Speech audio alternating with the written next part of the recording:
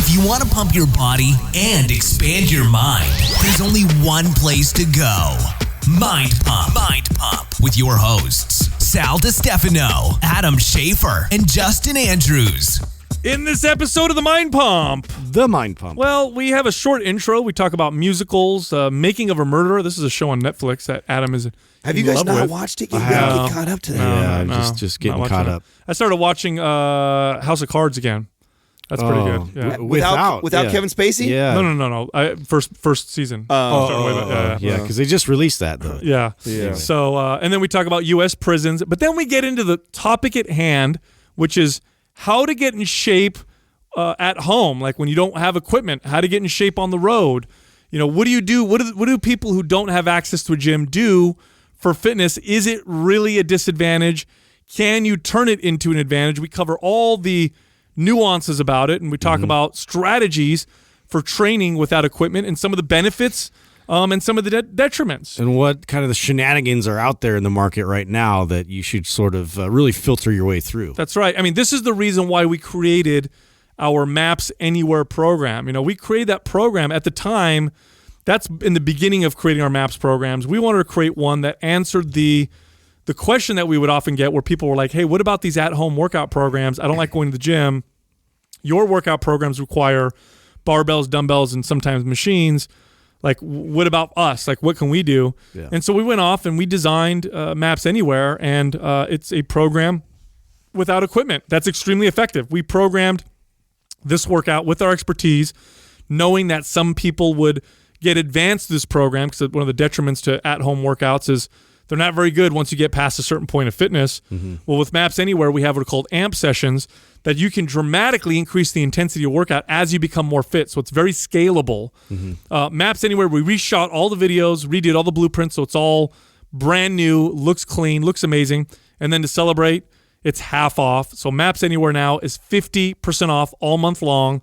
But to get the 50% off, you got to go to mapswhite.com, and you have to use the code WHITE50. So that's WHITE, the number 50 without a space at checkout for the discount. And that's pretty much it. So here we go. We get into talking about working out without equipment. Let's go. Boom. You know what's cool about music, Justin? Yeah, I do know. That there's a distinct sound to decades of music. And so what I mean by that is like there's a 90s alternative music voice. Yeah. You know what I mean? Yeah, the whole alternative kind of scene. I mean, that was like a huge part of my childhood. I mean, I remember that like sound and the way that they would just come up with riffs and stuff. It was all like this collective thought process. That's what I mean. It's like the Eddie Vedder-ish sound. Yeah. To the voice, the quality. And then immediately everybody else. You knew when it was gone when somebody tried to literally fabricate like Eddie Vedder. And like you get something like a Creed or it's like okay, it's done. But what's that quality, Justin? You do it pretty well. Yeah, hungry. That's oh yeah. That's 90s rock. That's 90s. Like automatically you know that's a 90s down song. in a hole. Yeah, see? I still love it. Yeah, exactly. Yeah. It's like it's kind of like it's a little bit progressed from like Bob Seger, you know? Like, cause he had sort of that like, I don't know, that sort of like gravelly kind of voice. And then that kind of carried into rock. Dude, you know who can sing really well? The dude in A Star Is Born. Can't remember his name now. Bradley Cooper. Oh, yeah. Well, is that really his voice? That's his voice. Okay, so speaking of Eddie Vedder, he coached him for that movie. You know that? Oh, my, I didn't know. Yeah. I know he had. I did not know. I know he had guitar lessons. Yeah, he real good. Like Eddie Vedder took him through like all the tricks of the trade as far as like, you know, singing and vocals and all that goes. Jessica's been listening to the soundtrack to that movie incessantly for the past, I don't know how many days since we watched the movie. And she found out all the facts about it, and that's his actual voice. And he sounds like a good dude. How country silly singer. Is that? Oh yeah, I'm just gonna go ahead and get Eddie Vedder to help me. You know what I mean? Like, you asshole. Yeah, but what's even sillier than that is you have a guy like Bradley Cooper, who's arguably one of the most handsome men. I know. And then he sings on he can top act. of that. Oh yeah, and he can just sing whenever he wants. Well, most of those. Someone made a deal with most the devil. of your like really big, Hollywood stars. At least they were. A lot of them came from Broadway. Yeah. You used to be able to have to do all of it. Yeah, you used to have to be able to dance, sing. Did Bradley come from Broadway? I'm sure he did. I bet if you looked him up, I bet he came from there. I'm always surprised. A lot of them have. That's Hugh Jackman, same kind of thing. Yeah, he did an excellent job in Les Miserables. Yeah, did you guys watch Les Miserables? Greatest Showman was even better. That was good too. But have you guys seen Les Mis? No. Oh man, no. You guys need more I've culture. seen it like in person. No, you need more manly movies in your life. You know what? You need more Predator. This is how I know you've never seen the movie. It is It is one of the most manly movies you'll ever watch. Oh yeah. Yes. La Revolution. Yes. Oh, you watched the play? Yeah. Oh man, what a great story! What a brilliantly written story about struggle, about God, about war.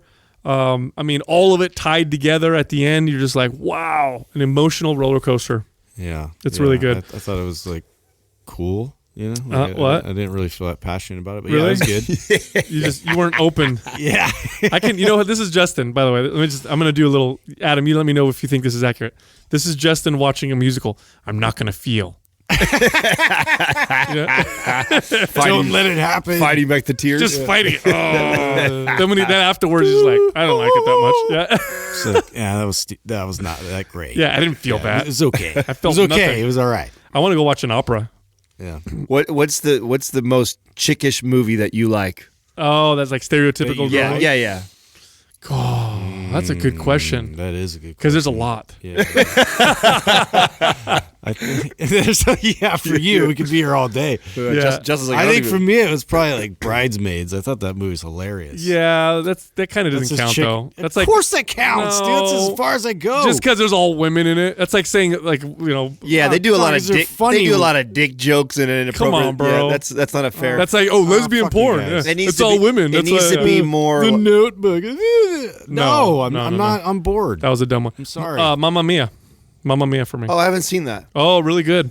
It's really, really good. Really? Yeah, really good, man. I grew up with ABBA, so. Oh, ABBA's fucking amazing. They were the Ace of Base before Ace of Base. They were Ace of Base. I'm just gonna throw it back there. Speaking of They're from the same country? shows, are either one of you watching the Making the Murderer Part 2 yet? Oh my God, I almost started, but I'm still Bro, I binged it last on that night. haunted Oh my Hill God, house. dude. That Did you Hill watch house, it's so fucking good and scared the fuck out of me last night. Did you watch the next 2 episodes? Yes. Oh, when the kid, Tell me how fucking creepy that dude, was, when bro. the kid goes down what is that thing called? It's not an elevator, but it's like it's like the food. yeah, it's called a dummy elevator or something like that. Yeah, whatever, where they back in send the the food day, down to old the house, kitchen. old houses have like it's not an elevator, it's like a box, and you could send it up or down to send people in big houses. Like fuck you for that. That scared the shit out of me. First of all, little kid gets in there and he's, it's an elevator. I want to try this. Now immediately I'm like, this is where's your parents? Yeah. Never you would let your kid. No.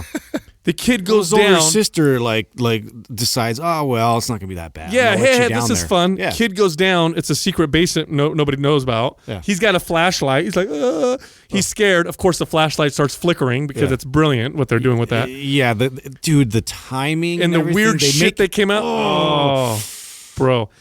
It wasn't even that for me. It was the follow up one where he was peeking out the door and then he sees this What being. was that thing? Dude, The tall, skinny floating dude on, with his cane. when he looks under the bed. like fuck. You know what I still see that. Bro, it makes your physically. This is what happens. Like anxiety. Yeah. Exactly. Oh, it no. sounds like anxiety. Yes, But it was it's so good. It's excitement, but it's also physically. I've never seen that done. Stop trying to sell anxiety as Bro, I'm I'm excitement. telling you, bro. Bro, It's like- I felt It's brilliant, and the story that they've so- tied in all these different kids. and so well written. Yeah, they I'm convinced that people that don't watch scary movies live longer lives. I'm going to find this study. Really? Yeah. don't know. I mean, think about it. If you live in an anxious state a lot, Yeah. it can't be good for your health. Yeah. Well, Yeah, this I could don't know. be. I might start seeing shit. I'm going to again find a because study of that this. proves This that. could see. You ask us what's the most like girly-ish movie we watched. This is the most girly thing you do. Because you're scared of the that I don't watch scary movies. That's sexist. Yeah, I know it is. Very sexist. I Sal. know. No, you know what? That's true because there's my That's sisters. very neutral of My you. sisters love scary movies. Love them Yeah. way more than my brother does. My brother does not like. He's like you. Doesn't like them. Jessica's like in my armpit the whole time as we're watching it. So you started the Making the Murder, the second one? Yes. Bro, is it like, does it live up to the first one? Yes. Oh, wow. Yes. Oh, I wow. mean, I loved the first one. It was very compelling. it's this one. So the first episode, kind of, once I hit number 2, so I watched the first one a couple days ago, and I was like, okay, cool. I want to watch it, and I'll get around to it. And it got me enough to where I wanted to continue watching it. Then I hit the second episode. Once I hit the second episode, I must have binged 3 or 4 last night. And man, it was midnight, and I was like, I gotta go to how bed. long are they? It was like hours? Yeah, they're hour episodes. You know, I think there's like, I don't know, I'm on 4 or 5 right now, and there's got to be at least 8 to 12. I don't know. So this is about like murder cases that are Wait, say, unsolved? whoa, you've never seen the first one? I watched a little bit of the first one. What do you mean a little bit? Yeah. You can't just flirt with that. What? Yeah. I did. you can't do that. I did. Yeah. Is it the same case or is it a different It's the case? they case. Oh, It's okay. still going, dude. Oh, okay. And what, last year or the year before, they released the kid. Or they were going to release the kid. Sorry. They were going to release the kid, and then it got appealed. So there's a lot of shit that's gone on in this story, and it is extremely compelling and interesting. And it seems, I don't know, I go back and forth. That's why I love it. I love it because I'm not even decided on where I stand on it. Like I don't even want to take a hard stance on I think he's innocent or I think he's guilty. Yeah, that's how they left it at the end. That's the how it- first one. Well, I that's was good. like, That's good. That's good yeah, I editing. don't Then, know. yeah, because you when you watch something like that, you don't want to end up. Otherwise, it feels biased. Well- at the end of it, you're like, oh, for sure he's innocent, or for sure. No, so what? And so I was telling Katrina last night. She goes, what is it that you're so sucked in last night about? Well, I said I'm really interested in it, and I'm at a point now because I'm not sure, and I kind of don't want to go do my own research yet until I watch the whole thing because, if you go online, people spoil shit for you, or you'll find out other stuff that's going on. It's got me sucked in enough to where I want to watch it. But what I'm wondering is, and this is this one of those documentaries that is slighted? Have they chosen a narrative from the very beginning? And that was the rumor from the first one was, the documentary left out these very compelling parts that made it very obvious he's guilty, and they left that out. Well, this one, they're going through it, and I see all kinds of stuff that the other side left out. So I'm like, fuck. Well, Right. it seems like both sides are leaving out parts of the story Well, think out. about it this way: if you're the director for this documentary and you're making it for Netflix or whatever, and you're getting paid to do it, part of your job is to make it compelling, and it's not compelling if it's obvious. Right. Like the part that's compelling about it is people will be debating if they're innocent, whatever. So it makes sense that the bias isn't in a direction. The bias is more to make it seem hard to decide. Right. You see what I'm saying? Yeah. Unless the director, is out to get someone or out to defend someone. Like, for example, if I got accused of a crime, it would be brilliant to hire a director and be like, hey, can you film this whole thing but edit it, make it look like I'm totally innocent? Right. So I got public opinion on my side. I mean, type of deal. I'm not going to, no spoiler alerts for everybody. Well, but that's how I feel that. it's compelling enough to watch. Trust me, watch it. Watch it. It'll suck That's you how I in. felt that other one was, though. Remember the one where the guy was accused of pushing his wife down the stairs or whatever, and she died because of head trauma in the back of her head. It looked like that he probably was responsible for like hitting her over the back of the head. Do you remember that series? No, at all? at all. Okay, anyway, the whole thing was like a documentary about it, about him getting accused of that, and then they reveal sort of that even before that there was a case that he was attached to some lady that just randomly fell down the stairs, in another country, and it was just it felt to me that he actually hired this team because he was a rich guy that made money. He was an author, I think. And they went through this whole same thing where they created a documentary around it, but he was kind of, I feel like he was trying to control the narrative as far as how innocent he was, but I didn't get through the whole thing because it wasn't compelling. Oh yeah. Yeah. You saw Evil Genius. That was really good, right? Yeah, that Remember was that? a good one. That was good. That was a good one. Well, our justice system, the way it's designed, it was designed to be as fair as possible, but nothing's ever perfect. Well, this is what I liked about this Making the Murder is they really get into for someone like me who doesn't fully understand how appeals work, the process they have to go through. So it's kind of cool. Like in the documentary, they'll be talking about something, and then it'll go up to a flow chart, and explain okay. what, like how the process that they have to go through in order to get this even appealed, and then who it sees, and like. So I found that I found it interesting for that part too, just for the because I'm not fully up and up on exactly how the judicial system works and how a case could even potentially get overturned. It's flawed because humans are flawed. But they tried to make it in a way that makes it as fair as possible. But there's always mistakes. They get into something, and you'll know more about this, Sal, probably. In Clinton got this passed, and this is part of what's making the murder story is with Brendan or the kid is. So when somebody gets sentenced or put up for murder or terrorism or something like that, they can keep appealing the process, and it could really drag out their death sentence for 8 years. Yeah. And so in 1996, Clinton wrote this act to expedite that situation, and it was because of the Oklahoma bombing. Oh, to get his ass executed. To get his ass executed. And our system before that had always set it up in favor of, hey, we want to make sure before we murder somebody they're really guilty. They're really guilty. We've exhausted all resources, but because that happened to us, one of the biggest tragedies in U.S. history as far as the total amount of deaths of terrorism. It was a domestic terrorist attack. Yeah, Terrible. it was one of the biggest ever, right? And because everybody was so angry and they wanted they wanted him executed, they actually created an act of it. Which this is why this is the reason why I'm opposed to the death sentence. When I tell people, they're like, "Oh, what if somebody did something to your family?" This, that. Well, obviously, my emotions. If something happened to my family, I knew who it was. I want to kill them with my own bare hands. But the reason why I'm opposed to the death sentence is because we're not 100% right on anything. And if there's a tiny, tiny, tiny percent that we could screw up and kill someone who was innocent, which there's many cases where it's been proven that we executed someone afterwards. DNA evidence came back to show that they were innocent. Yeah. That's fucked up. That is. Could you imagine being in that situation? That's fucked up. You know what? It also got my wheels turning on too. Is I've never really looked up. Doug, I would love to see this stat. How many people do we have imprisoned in the United States? Oh, the largest prison population in the world, both in per capita for sure. We have the largest by far.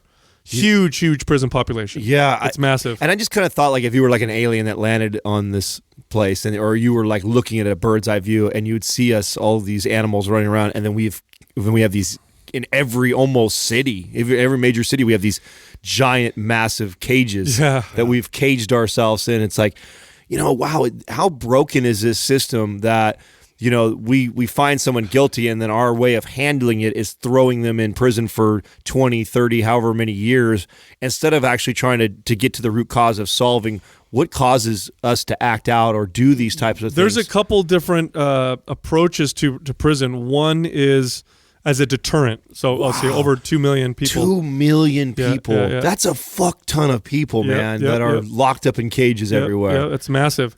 Yeah, there's a couple ways of looking at it. One is as a deterrent. So we use it as a deterrent to prevent people from doing crimes.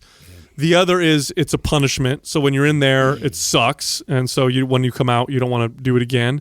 And then the third is rehab. They go in, and because they're going to come out at some point, we want them to be better people. Yeah. Our current system is really did not put emphasis on that last. No, it's predicated on punishment and deterrent. Fear. And then what we do with it, we're not giving any of them jobs. No, and the biggest problem with our prison system is that, especially with the war on drugs, where when we got real hard on the war on drugs, we started coming out with these minimum sentencing laws where, for example, this may not be a law, but this is similar to some laws in certain states. Let's say you get caught with more than 1 gram of cocaine or 1 gram of crack. It's a minimum 5 years. Has to be a minimum 5 years in jail. And so we started treating certain crimes this way, and it just flooded the prison system. And then what happens is, fine, you get caught with crack cocaine, and you're in a state that says, if you have more than a certain amount, it's a minimum of 5 years. You're in there for 5 years. You come out. Now it's on your record. You can't get a job. You have a felony. No skills.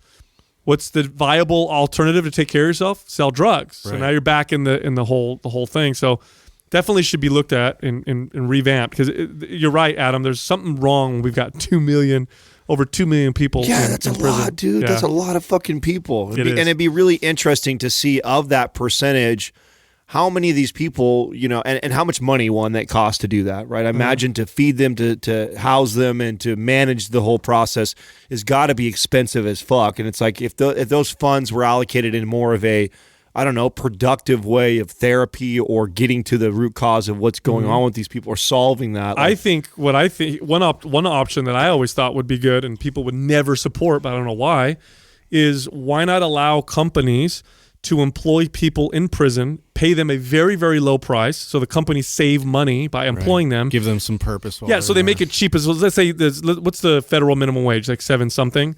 So maybe they allow. Why not lower? Why not allow them? Why not low? I mean, think about this. Like if I'm in, like you throw me in jail for robbery, right? So I'm looking up there and I see robbery and drugs are 2 of the highest right up there. If I'm in there and I robbed a bank or whatever the fuck I was doing to try and come up on money, and I'm now there for 20 plus years or some crazy shit that they locked me up for. Even if it's 5 years. Yeah, whatever. But I have the option to work. Yeah, I would rather work than sit in a cell. Well, that's what I was going to say. What if it was a company that that makes something and they need labor that doesn't require tons of skill, and they're like, okay, cool, we can employ people in prisons. We'll pay them $4 an hour. We save money. Those people get skills because now they can say that they worked for 5 years for this company and they showed good whatever. But people would never do that because they'd sell it as it's companies taking advantage of, rather than giving opportunities, which I think is silly. Yeah. So anyway, but yeah, it's definitely, I think the war on drugs is one of the biggest problems. And we can see what we value more than anything. Like if you get caught counterfeiting money, your ass is going to jail for a long time. You molest a kid, you might not even go to jail if you get caught. And it just shows you the value that we place on certain things. All fucking weird. Yeah. And like tax evasion, you're going to jail for a long fucking time if it's a big amount. Like you're fucked. You rob a house. If you don't, like in California, you break into a house and you steal less than a certain amount, and if they weren't home, it's not even a felon anymore. Even if and I think that's a big fucking deal. You break in someone's house, you're actually going to jail. Right. You know what I mean? So you try that back in the day, you just get shot. Yeah. Where now you shoot somebody in your own house, you may go to jail. You may actually go to jail. What the fuck? That's way more personal than tax evasion. Not all states are like that, but some states are like that. I know in Texas, I think Texas, you break in someone's house, you're allowed to shoot them. Yeah, if you get shot, it's your house. Yeah, fuck off. Exactly. But I wanted to change gears because one of the most common messages I get from people in DMs is how people will typically ask me something along these lines. Like, I work out at home, I don't have a lot of equipment, or I have no equipment. What can I do? How can I design a routine? I still want to get fit. I still want to get in shape. And the reason why I want to answer this question is because when you look at the fitness program market, the most popular fitness programs by far are ones that people do at home. Right. And it's always been that way. Like it used to be back in the day, you watch a VHS and it's Jane Fonda having you work out in front of your TV. Yeah. Even today, the most popular videos incorporate no equipment whatsoever, and it just goes to show that that there's a large segment of the population. One of the biggest objections or problems or challenges they have to working out is that they don't want to go to a gym. Either don't have time, they don't have access. Dude, a better transition would have been, the best deterrent would be to get jacked in your own house. Yeah, exactly. So, but yeah, let's talk about that a little bit. I want to address, some of the challenges and how to overcome those, and how you would put together an effective routine without having to go anywhere. Maybe a better place to start is, there's a lot out there, right? And so how do you know what's good and what's not good for you, and what should a at-home type of routine look like? I mean, something that if you haven't been listening to Mind Pump since the very beginning, every one of the programs that we have created has been a response to us talking shit about something in the space, right? Like that was kind of what propelled a lot of the stuff that we've done here is, we've came on here and we've just continued to share information and our experience and the things that we've noticed. And one of the things that we talked about very early on in the podcast was, how many of us have had clients that, like you said, Sal, have had the VHS tapes, or we're doing the P90Xs, or doing the at-home type of training programs. And what did we see wrong with them? I've had all of them laid down in front of me in front of a desk. Client come to me and say, "What do you think about this? I've been doing this, or I'm gonna do this, or I have a friend that does this." And before that, I didn't have any real experience. I never was somebody who was like, "Oh, I want to buy this for myself." It was always because clients brought it to me and wanted me to look over it and then give my professional opinion. And what I had found was every one of these that just kept getting brought to me, I was like, man, these are really poorly put together. They're all based around this just burn calories. Hype. Yeah. The irony, I mean, we've talked to death about like what is out there in terms of like, I'm going to a gym and I see this type of programming, or there's CrossFit, or there's curves, or there's like we put the least amount of talk and time into like in-home training, and that's probably the biggest market that people are aware of in terms of like, just your general audience. Like they are more familiar with these types of programs than any of the rest on the internet. With working out, we've talked about this before, but I want to make this point clear. When you're training, there's a couple different approaches to workouts. One is just to burn a lot of calories during the workout. And this is, by the way, a very basic, rudimentary, primitive way of approaching exercise. Working out, yes, it does burn more calories than not working out while you're doing it. However, if you just approach exercise with the idea of just burning calories while you're doing it, you're going to screw yourself, because it's very difficult to burn calories. It's very easy to eat calories. And over time, if all you do is try and burn more calories with your workouts, your body learns to adapt and it learns to become more efficient, and those workouts become ineffective. Well, if you approach your workout with the idea of speeding up your metabolism and changing how your body burns calories, now you burn more calories all the time. And this is how we approach personal training. When someone comes and trains with me, it's easy to get someone to burn lots of calories. I could literally just tell someone, do jumping jacks for an hour, I'll be back. That was the point that I was going to interrupt you and make, was that when I would respond to the clients that brought it to me, because a lot of them would say, hey, my girlfriend or my buddy got in great shape doing this program, so why do you think it's so bad? It's like, no, it's not that it's so bad. It's just that it's overrated for why they got those results. And what I mean by that is, I bet your friend could have seen just as good of results if they would have just got on cardio for 1 hour and did that. Like they're going to lose. I mean, if you're doing some plyometrics and body weight stuff, sure, you're going to get some carryover benefit. Something is better than nothing, right? At the end of the day, but most of them are all geared towards the intensity piece of supersetting and low rest periods and jumping around and moving circuits and mountain climbers and running man and jumping jacks, and you're doing all these things that elevate the heart rate. So as a programmer, if you're doing something and you're creating it very, very simple, and you want it to be effective, meaning like I want these people to burn calories and potentially lose weight, and I know that they're supposed to be, some of them come with a diet, right? Some of them come with some, which is not a lot of science put behind that either. It's just some calorie restricted thing, which most diets are. Most diets, if you dive deep enough into them, the structure or the real success behind them is it's just a calorie restricted diet, and anybody that goes on a significant calorie restriction from wherever they were, they're going to lose weight. And then if you add in movement, and then if you add in high intensity movement where they're having to burn a lot of calories, well, yeah, no shit, over the course of the next 1 to 3 months, they're going to lose body fat, no doubt. But what happens after 4 months and 5 months? Then they become very adapted to that. Their body adapts. Their body stops burning all those calories, because that's what your body will do. It'll slow its metabolism down. One of the ways it does this is by paring down muscle. And now you're sitting in a position that sucks, where you have to do these crazy intense workouts just to keep yourself where you're at, and they stop working, and they not only do they stop working, you start to slowly gain weight. This happens with people when they do these kind of workouts. The way you want to approach exercise is, how do I get my metabolism faster? And the way to do that is to build muscle, and the best way to do that is to treat it like you would treat a workout with weights.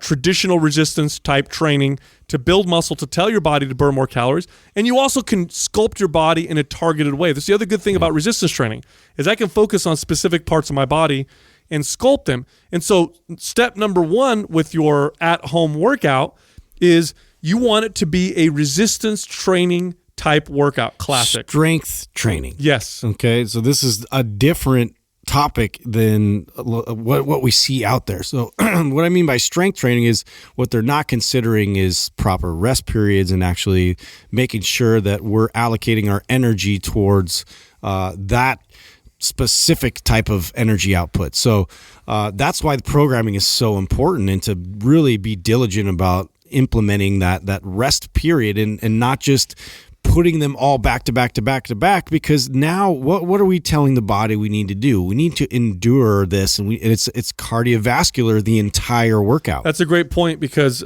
sometimes I'm sure you guys have had this with clients where I tell them, okay, you need to rest a minute in between sets. I'm like, I don't need to rest a minute. I can just go to the next. You can do more, of course. The rest period isn't because you have to have it, by the way. The rest period is because what you're trying to do is you're trying to train a particular type of energy system in the body that burns very quickly and then needs some time to replenish. Now, why is that important? Well, if you train the type of energy system that promotes the building of muscle and strength and the faster metabolism, that's what you're going to get.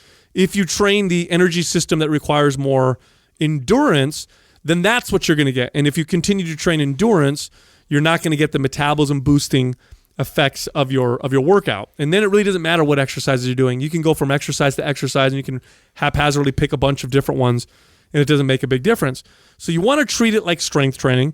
But one of the challenges with working out at home with strength training is there's no equipment. Mm-hmm. Like, what do I do? And if I get to a certain strength, do I just sit here and do 500 body weight squats? Like, how do I get to the point where how do I advance my workout so that I'm still doing strength training without any weights? And that's something else I want to touch upon, because at some point, a beginner who works out at home, if they're consistent and they do a good job like we're talking about, within about 3 to 6 months, they're going to be in a situation where they need more resistance, where their body weight no longer is sufficient for some exercises. There's a couple things that I tell clients to do. I'll use a squat as an example. Let's say you're doing body weight squats and you're a beginner, and if you do them controlled and slow with good form, for the first 3 months, 10 to 15 reps or maybe even 20 reps is plenty. But now you get to the point where you need to do 30, 40, 50 reps, and it stops losing its effectiveness from a strength building standpoint, from that metabolism boosting standpoint. Well, one thing you could do is, there's two things actually. You can either slow your squats down and make them harder that way, or squat with one leg. Yeah, that's again challenging as fuck. Yeah, good luck now. Now you're doing 4 reps. Right. You know what I mean? Very challenging. Yep. Start squatting with one leg, and what I'll tell a client to do sometimes is I'll tell them, rather than doing like a pistol squat, which is super, super challenging, it's a hard transition, is to take to squat on one leg, put one leg up, and then support yourself with your hands on a chair or something. So you use as much help as you need. Yeah, there's a lot of ways to progress intensity. And I think that that's where like a good coach will be able to kind of show like progression and regression and really dress that up for their client, so they understand, like, even if it's body weight training, there's a way that we can intensify that exercise and make it more challenging to where you are building and you're progressing forward in your strength. Yep, 90 minutes of traditional strength training, even done at home without equipment, or in the long term, in the medium term and in the long term, will give you better results than 30 to 60 minutes a day of high intensity interval, just calorie burning type workouts. Now in the short term, those calorie burning workouts are going to give you fast results. But in the long term, they don't speed up your metabolism. The 90 minutes a week, okay, I'm not saying a day, I'm saying a week. So we're talking about 3 30-minute workouts, or you can even put it in a way where you do 15-minute workouts 6 days a week. But if it's traditional strength training, in the long term, you'll see your metabolism boost by 100, 200, 300, 500 calories a day, which 500 calories a day of burning that many more calories just by sitting there because you have a faster metabolism, that's a huge difference. I mean, even half that is a big deal. I mean, just being able to eat 250 more calories a day is significantly different for, a major increase for the average person. Now, another big thing that we had to address when we're trying to like basically re-engineer what programs we've seen out there in terms of like what I could do at home with minimal equipment was we see a lot of plyometrics. We see a lot of really super intense type exercises, but there's no prerequisites to that. There's no way to teach the body or how to build stability around the joints and how to go through that process properly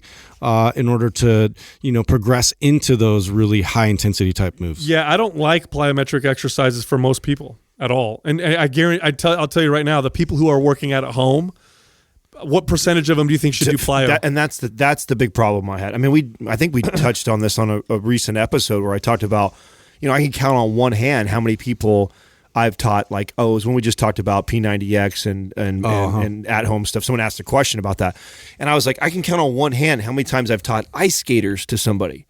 And the ones that I have, most all of them were athletic as fuck. You know what I'm saying? Like, that's just not a movement that I would ever program for 99% of the people that I've ever trained. Yeah. And most certainly, like you said, Sal, for sure, the type of person that the at-home program appeals to, definitely not them. No. Like, you're not talking about the athlete who loves to go to the gym and has got great mechanics and has been training and super stable joints. Yeah. No, you're talking about the stay at home mom with two or three kids, the traveling businessman or woman that's got to go. And those people are not these super athletic, super stable people that typically should be jumping around. Nope. Typically the hardcore fitness fanatics go to gyms. And so that's where you'll see a small percentage that you can apply something like plyometrics. But for the most part, the at-home workout, even in the total fitness population, we're talking about probably 1%, and I'm being conservative here, 1% maybe would benefit from really doing plyometrics. Everyone else, not only are not going to get any benefit from doing it, they don't have the right intention of how to do it, so not getting any benefit from it anyway, and the risk injury is too high. Here's something that people should do if they work out at home and they don't have equipment. And I think everybody should do this, but especially if you don't have equipment. Tension moves.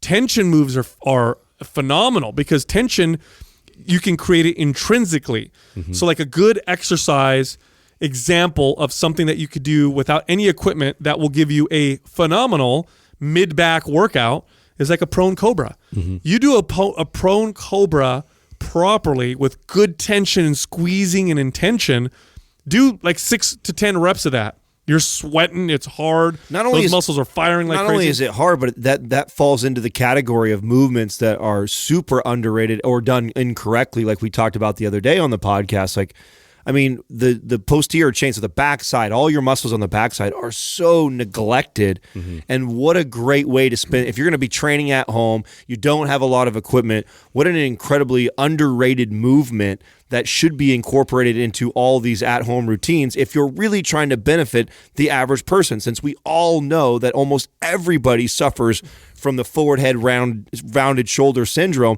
So doing something like that is going to have so much more carryover for their overall health and being, even though it's not flashy. Oh, man, I'm a major advocate for, I'm glad you brought up muscular tension because it is not something that is advertised. It is not something that sexy. A lot of coaches, it's not. And I get it when you're watching videos or when you see people. What are they doing? What are they even doing? You can't. It's a feel thing. Like you have to go through the process of like learning how to squeeze and tense up your muscles, and it carries over into now. I have more that I can summon. I have more of a recruitment process, which then if I add load, oh my God, like all the tools are there for me to better myself and be stronger. Yeah, I would say a good routine, if you did do 90 minutes of working out, which is not very much, but you could do pretty well with that, would probably include like 1 or 2 mobility type movements, mobility movements being those that help facilitate better movement. So like lizard with rotation. By the way, all the ones that we're mentioning right now, if you have no idea what I'm talking about, you can go on our YouTube channel, Mind Pump TV, and just look them up, and you'll see most of them we've actually done videos on. So like lizard with rotation is one, prone cobra is another one you can find on our channel. But like lizard with rotation, great mobility movement. What is the one that you do on the floor? Combat stretch. That's another great mobility movement. Scorpion. Another great mobility movement. So you want to start probably with like 1 or 2 mobility movements. Then I would progress to, a couple tension movements. And tension movements are, what those basically are is you get into a position and you're just creating this internal tension and holding a position. And sometimes you move slowly within that. So there's another tension movement called handcuffs. What's the full name of it? Handcuffs with rotation. Handcuffs with rotation. That's kind of a tension movement, right? It's really slow. You're trying to control the position. You'll feel muscles firing that you've never felt before. It's really, really phenomenal. And then you finish off with just like an exercise per major muscle group. Here's a basic one, like a push-up variation for chest, and some kind of a lunge or a squat, type exercise. Maybe a position where you're doing more of your shoulder, so like a downward dog to plank, back and forth type position. Maybe a core exercise. So you're doing like 5 movements. Takes you about 30 minutes. You get a great fucking workout. Well, not only just a great workout, but the positive benefits of what you're doing for your body. And I think I want to make it even more simple for people to understand, like what you're getting from something like tension. The feelings that my clients get when I teach tension movements, like the ones that you just rattled off, are the same feelings that they feel when they walk out of a chiropractor who's just realigned them or popped them back. Oh, what a great example. And so if you're listening to this right now and you've been through a chiropractor and you know how amazing it feels when he gets you on the table and pops you back into place and you walk out of there and you're like, oh, God, I needed that. That's the same feeling that you get with tension movements. Now, the only thing that's different is it's fucking 10 times better for you, because when a chiropractor takes you and he pops you back into realignment, what ends up happening is you feel good because you're realigned. Now, when you do tension movements, you do the same thing, only you do it intrinsically, and you teach the muscles that were causing you to be in this out of alignment to get realigned, and you're teaching yourself to do that, which then sticks and is going to carry over. So that this is all I really teach. So I have a class, and I don't know when the last time I've talked about this on the show, if I ever have, but I used to teach boot camps for a really long time. And what I have done is I've kept good relationships with a lot of these people, and they're like family to me now, and just a way of me giving back. On Saturdays, I come in here when I'm in town, and I hold these classes that used to be my boot camp classes, but I hold them inside the studio now, and we don't do any boot camp. We do all tension type movements, all FRC, all Eldoa type things, which are all in that kind of category of tension movements, because all these people that I'm helping are 40, 50, 60 years old, and the things that I know are going to benefit, give them the most bang for their buck, because I don't see them every single day. I don't have the time to train them. A lot of them are not going to the gym like they should be. A lot of them are not working out at home consistently like they should. So they have this one time every other week or every week that they get to see me, and I have formulated something that I go, okay, I'm not going to do. I could totally take them through a rigorous workout where they are sweating and they're like, whoa, that was hard, Adam. And they burn a bunch of calories, and maybe that keeps them from, putting on an extra pound of fat over the course of the next year or whatever like that. But what benefits am I really doing by doing that? They're getting far more benefits by me teaching them these tension movements, that as soon as they get up and get out of them, they go, damn, dude, I feel way better. And then I explain to them, like, these are things that you want to incorporate throughout your day, all the time. And when you do this, one of the main motivations why people work out is to improve the way they look, to improve it, what we refer to as aesthetics, okay? Part of what makes you look better with aesthetics is, getting leaner. So being relatively lean will make you look better.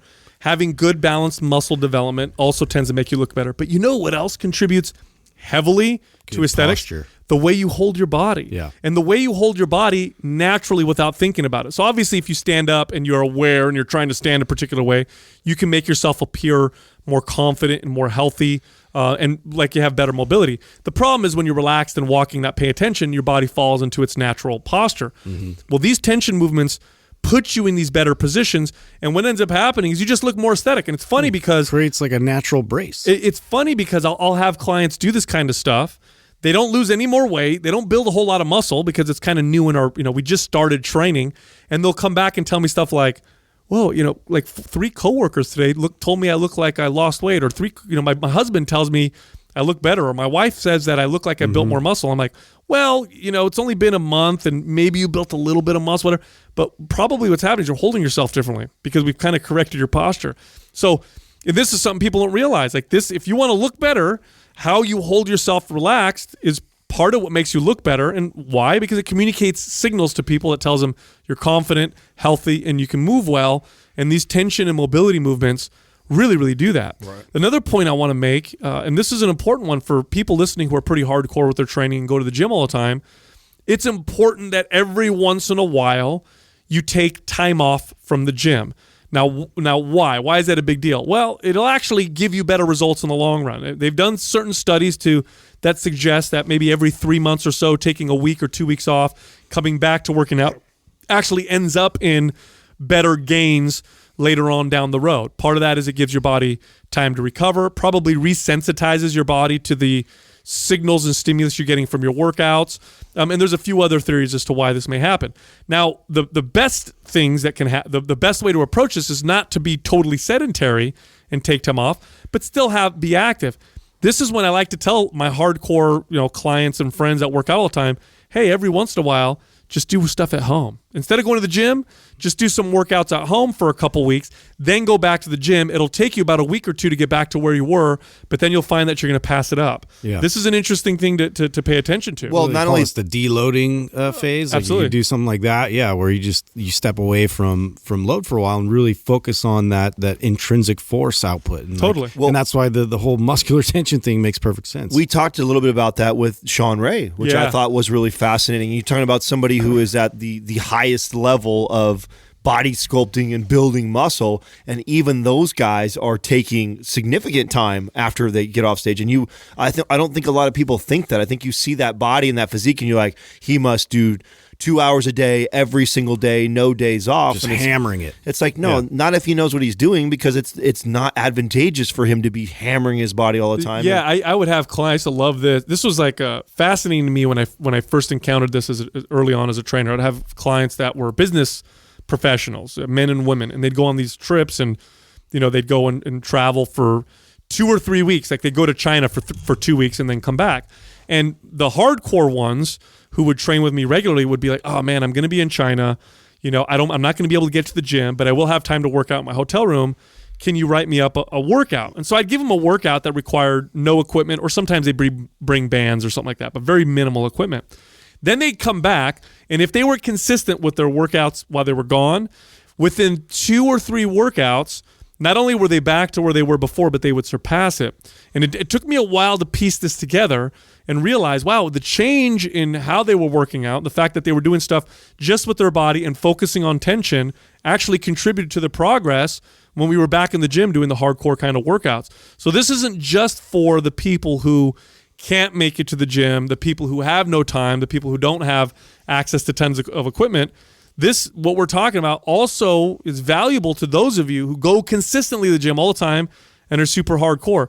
You too can benefit from doing some of this stuff at home for like a week. And by the way, it's kind of nice to do that every once in a while. It's nice and refreshing to be able to spend some time at home and not have to spend time driving to the gym back and forth, and be able to do like a 30 to 45 minute workout at home just for a week. Watch what happens when you go back. It'll take you a few workouts to get back to where you were before, but then you'll find that your body starts to respond even better. Now, you wrote a blog about this, and in the blog, do you break down like how to get started and everything? So what I write in the blog is I actually give a workout. So, and this is something that we try to do at Mind Pump. Now, we do sell programs.